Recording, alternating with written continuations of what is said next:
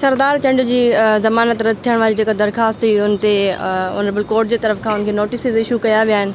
Coming month जी 13 तारीख़ ते सरदार चंड खे घुरायो वियो आहे कोर्ट, त हू अची करे ज़ाहिर फेस कनि ट्रायल खे, उनखे बेल एप्लीकेशन जेका उनखे सो पुर उम्मीद आहियूं इंशाल्लाह। ऐं जेको आहे सो बुरहान चांडियो जी हिते बेल एप्लीकेशन जेका ऑलरेडी फाइल थियल आहे, जिन ते जेको आहे सो केस हले पियो थो, सो पुर उम्मीद आहियूं त इंशाल्लाह जीअं ट्रायल कोर्ट मां हुनजी ज़मानत रद्द थी आहे, हू कातिल आहिनि, हू 3 मासूम माण्हुनि जूं जेको आहे सो जानूं वठी चुका आहिनि।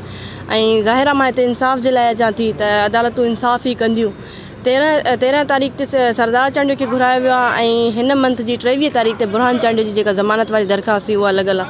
सो इंशाल्लाह पुर उम्मीद आहियूं त असांखे इंसाफ़ तव्हांजी कॾहिं डेट ॾिनी वई आहे केस जी? केस जी तारीख़ जेके केस असांजो मेन ट्रायल दादू में हले थो, हिते जेके आहिनि एप्लीकेशन्स जेके आहिनि उहे हलनि थियूं। सो हिकिड़ी 13 तारीख़ ते आहे, ॿी 23 तारीख़ ते।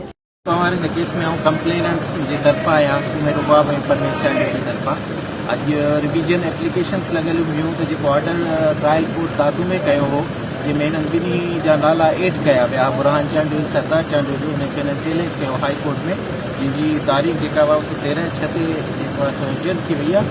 ऐं उन सां गॾु असां हिकिड़ी कैंसलेशन फाइल कई हुई, जेका बेल ग्रांट कई हुई ट्रायल कोर्ट दादू सरदार चांडियो खे। कैंसलेशन ते हेयरिंग थी, हेयरिंग खां पोइ हुनखे सरदार चांडियो खे नोटिस इशू थी विया आहिनि 13/6 लाइ, त हू नेक्स्ट डेट ते अची ऐं पंहिंजी हाज़िरी ॾिए ऐं पंहिंजे केस खे प्रोसीड करे।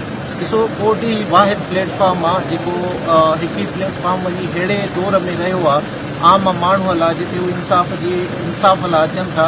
ऐं इंशाअल्लाह ताला पुर उम्मीद आहियूं कोर्ट खां हमेशह रहिया आहियूं।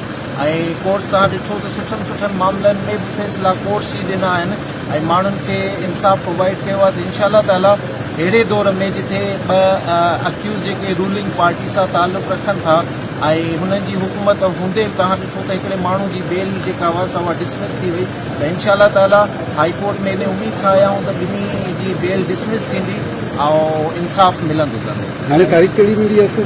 23 तारीख़ जेका बुरहान चांडियो ऐं अली गौहर जी बेल में 13 तारीख़ और 23 तारीख़ आहे, ऐं 13 तारीख़ जेका हुआ उहा रिविजन 23 तारीख़ कहिड़े महीने जी?